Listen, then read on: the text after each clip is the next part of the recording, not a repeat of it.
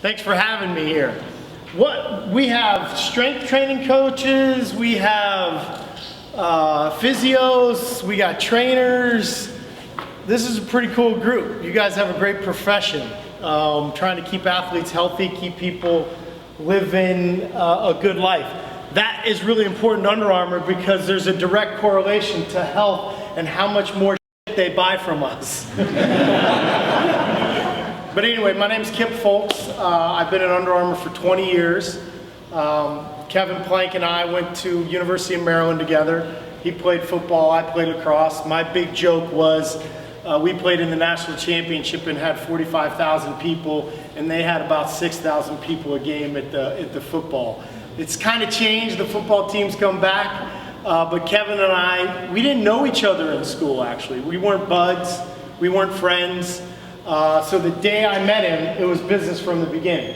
And I think some of you probably have friends and family that you've tried to work with, and that's hard. And it wasn't like that. So from the very beginning, he was my boss. He's the visionary, he's the founder. It was his idea, and he told me to get to work.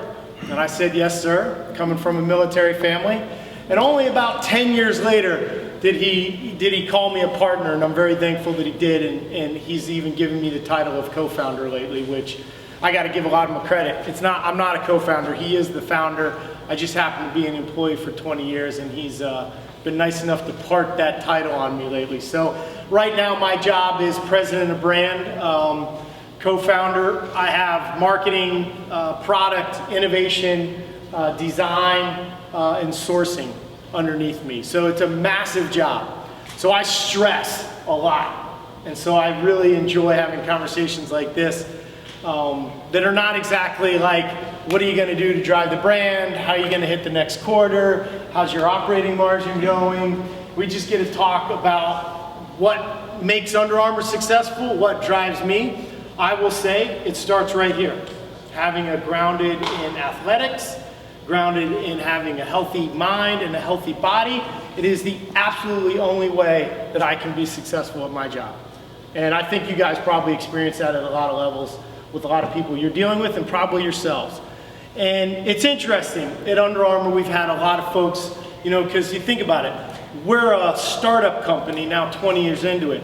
So there's not like, oh yeah, my dad worked at P&G and I worked at P&G. So everybody we bring in comes from somewhere else.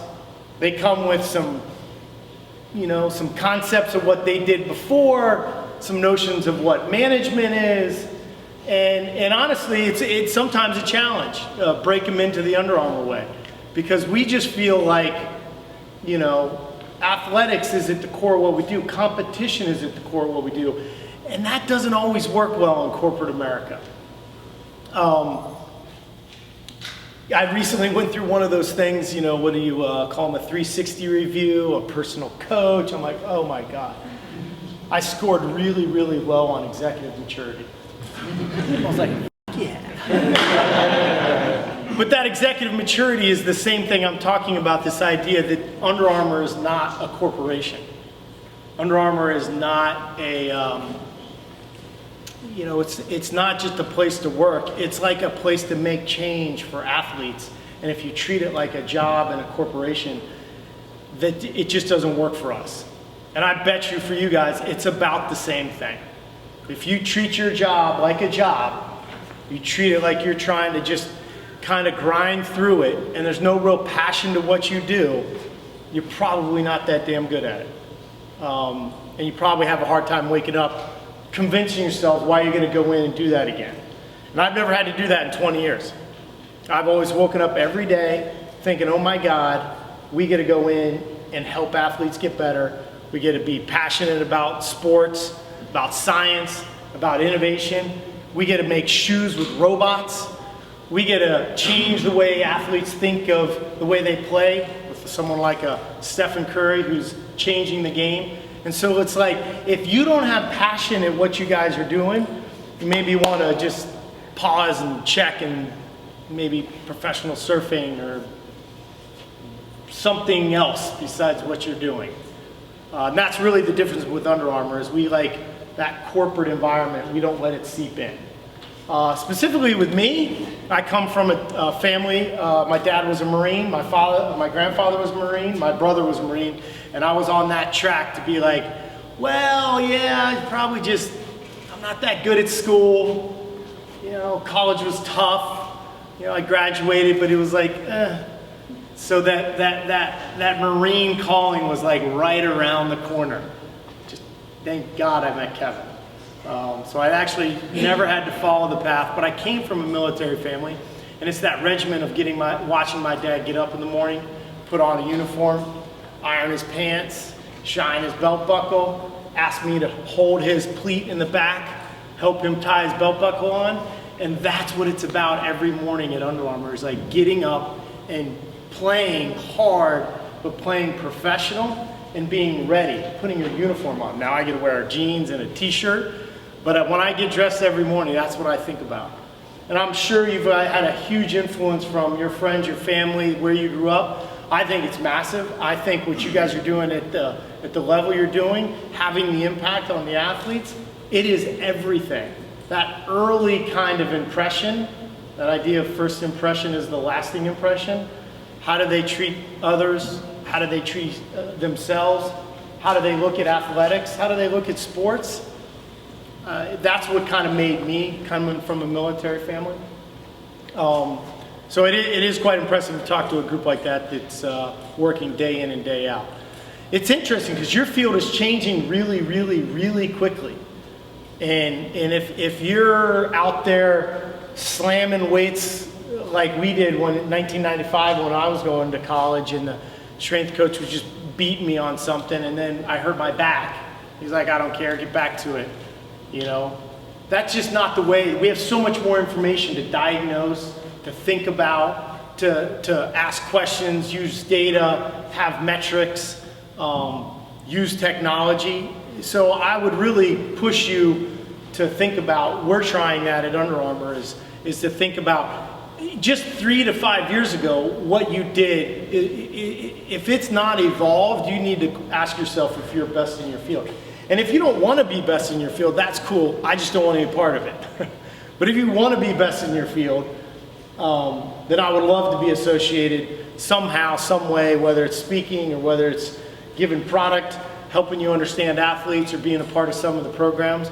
But that's the idea, is like trying to figure out a way to be the best in your field and use all of those tools. And that's a little bit of kind of like what we do at Under Armour, is we're constantly scanning ways to be best at what we do. So your field is definitely one that's changing. And even Mike and I, when we've been working out lately, I've been having these lower back issues, and we've been trying to diagnose it.